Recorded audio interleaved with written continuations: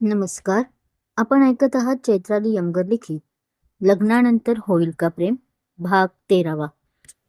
आता नुसतंच आरशासमोर उभा राहून टाइमपास करणार आहात मॅडम, की खायलाही बनवणार आहात? इकडे गौरी आपल्याच विचारात आरशासमोर उभी होती की तिथे आता रागिनी येत बोलते. काल फक्त दारू ढोसल्यामुळे आता जाम भूक लागली होती. ती एकटी असती तर तिने पिझ्झा, बर्गर काहीतरी नेहमीसारखं ऑर्डर केली असती.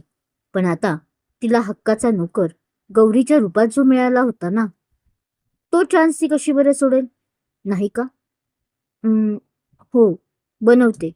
म्हणून तीही मग पटकन किचनमध्ये जाते. "हां, हेवी नकोय काही बनवू, लाईटच काहीतरी बनव. सामान आहे तिथेच. मी आलेच तासाभरात जाऊन बाहेरून." असं बोलून तिला काही न बोलू देता ती आपली कारची चावी घेऊन निघूनही जाते. ती जाताच आत्ता जाऊन कुठे आपली गौरी मोकळा श्वास घेते आणि लगेच किचनमध्ये जागी खायला आहे का ते पाहायला लागते. पण एक मॅगीच्या पाकिटाशिवाय तिला काहीच भेटत नाही. आता तसं ती घाबरून बोलते स्वतःशी. काहीच नाही आहे घरात. ना डाळ ना तांदूळ. निदान खिचडी तरी बनवली असती. असा विचार ती करत असतानाच खाली भाजीवाल्याचा आवाज तिच्या कानावर ऐकू येतो. चला गौराबाई, लागा कामाला. ती आपल्या पर्समधून पैसे काढत स्वतःशीच किंचित हसत म्हणते. काल आईने बळजबरीने तिच्या हातात 2,000 कोंबलेले, जे तिने आपल्या पर्समध्ये ठेवलेले. वेळ प्रसंगी उपयोगी पडतील म्हणून. पण काय माहीत होते की ती वेळ प्रसंग इतक्या लवकर येईल असं तिला स्वप्नातही वाटले नव्हते. ओ मावशी, मला ना, आता ती त्या भाजीवाल्या बाईकडे गेली होती आणि आपल्याला ज्या ज्या भाज्या हव्या होत्या त्या त्या घेत होती. मावशी, मैंने ये पहले लिया था ना, तो अब मुझे आप पहिले दो. ती हसतच सर्व घेत होती की तिला तोडकं मोडकं मराठीत बोलल्याचा तिला आवाज ऐकू येतो. म्हणून ती मागे वळून पाहते तर तोच बाल्कनीतला मोहित मिश्रा, नाम तो सुना होगा ना, वाला फिल्मी बंदा होता. त्याला पाहून तिने पटकन आपली मान वळवली, कारण तो बरमुडा आणि वेस्टमध्ये तिच्या समोर होता, ज्याची त्याला नाही तर तिलाच जास्त लाज वाटली. त्यात तो तिच्या एकदम शेजारी उभा होता. मुद्दाम नाही, कारण एक अजून वयस्कर बाई तिथे उभी होती, जी जरा तब्येतीनं मजबूत होती. त्यामुळे तो तिला खेटून उभा राहिला होता. कुठून कुठून येतात लोक. ती आता पुटपुटतच आपल्या भाज्या काढत होती. कुठून कुठून म्हणजे? त्याला मराठी समजत असल्याने तो थोडा हायपर होत बोलतो. काही नाही, पहिलं ते कापड म्हणजे कपडे पूर्ण घालायला शिका. ती टॅमॅटो आता वजन काटाच्या बास्केटमध्ये टाकत बोलते. भाजीवाल्या मावशी त्या दोघांची जुगलबंदी ऐकून फक्त गालात हसत होत्या. मावशी, आणि तुम्ही नुसते हसत का बसले आहात? मला कांदे आणि धनिया पण द्या ना. ती आणि आता पुढे मावशीलाही रागवते. कपडे पूर्ण घाला म्हणजे काय? पुरा तो पहना है. तो आता आपल्या शरीरावर एक नजर टाकत बोलतो. और मासी जी, आप मुझे भी धनिया दीजिए. तोही आता त्या भाजीवाल्या मावशीवर बरसला. पण कोथिंबीर तर इतकीच आहे. त्या मावशी आता खूप गंभीरतेने बोलतात. मावशी, मी आधी मागितली होती. तिने आता त्यांच्या हातून घेत बोलते. नाही मासी, मैंने पहिले आवाज दी थी आपको. हा पण मागे काही हटायला तयार नव्हता. त्याने तिच्या हातून घेतली. हे सर्व तिला अनपेक्षित असल्याने ती जरा मागे सरकली. जी नेमकी खाली पडणार तसं त्याने तिला पकडलं.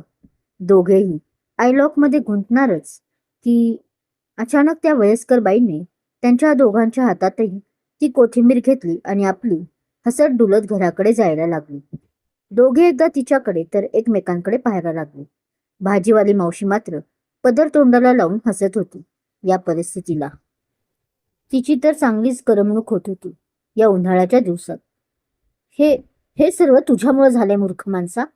तिला आता सभोवतालच्या परिस्थितीचं भान येते आणि ती पटकन उठून त्याच्यावर ओरडायला लागते. मेरी वजह से. पण तिचे बोलणे ऐकून तोही आता अजून चिडतो. ये सब आपकी वजह से हुआ है. आप जानबूझकर धनिया बोली ना. आपके यहाँ धनिया नहीं बोलते, कुछ और ही बोलते हैं. फिर आप मुझे देखकर धनिया बोली हे ना. तो नॉनस्टॉप आता बडबड करत सुटला. ए माठ. पण त्याचा हा काहीही अर्थ नसलेला आरोप ऐकून ती मात्र चांगलीच खवळली. हे बुनबुड्याचा उगाच आरोप मी खपवून नाही हा घेणार. आणि तुला म्हणून सांगते, आमच्या गावातही कोथिंबीरला धनियाच बोलतात. ती एकदम आता ॲग्रेसिव्ह झाली होती, जशी तिच्या गावात होती, झाशीची राणी. अगदी तोच तोरा आणि तेच बोट दाखवून त्याला बोलणे. गाली गाली भी आप दे रही हो मुझे, और अब आप झूठ भी बोलेगी.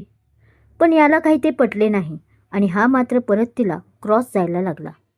त्यात ती सर्व मराठीत बोलल्याने निम्म कळले होते तर निम्मे डोक्यावरून गेले होते.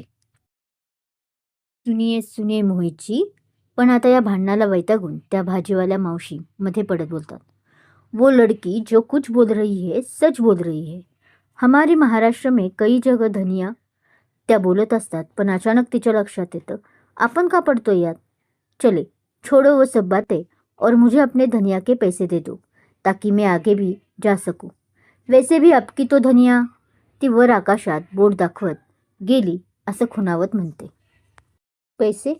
किस चीज के पैसे भाई? हमने तो धनिया ली भी नाही. आणि तिचे ते बोलणे ऐकून तर आता साहेब जास्तच गरम झाले. आधीच मुंबईचा उन्हाळा आणि त्यात याचं डोके अजून ह्या दोघी करम करत होत्या. त्याचा हा ॲटिट्यूड, उफ. खरं तर दुसरी कोणी इथे मुलगी असते ना तर तर त्याच्या या किलर लुकवर फिदाच झाल्या असत्या. पण नाही ना, असं काही होणार नव्हते.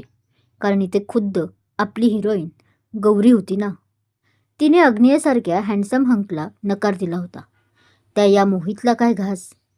अग्नेयच्या डॅडच्या भाषेत टाकणार होती. असू. अरे मेरे धनिया के और आपने जो सब्जी अभी ली उसके. ती आता डोळे फिरवत बोलते. सब्जी के पैसे? वो तो मैंने ली ही कहा. जो पैसे दूँ आपको. तो एक बोट त्या भाजीच्या गाडीवर ठेवलेल्या पिशवीकडे पाहत बोलतो.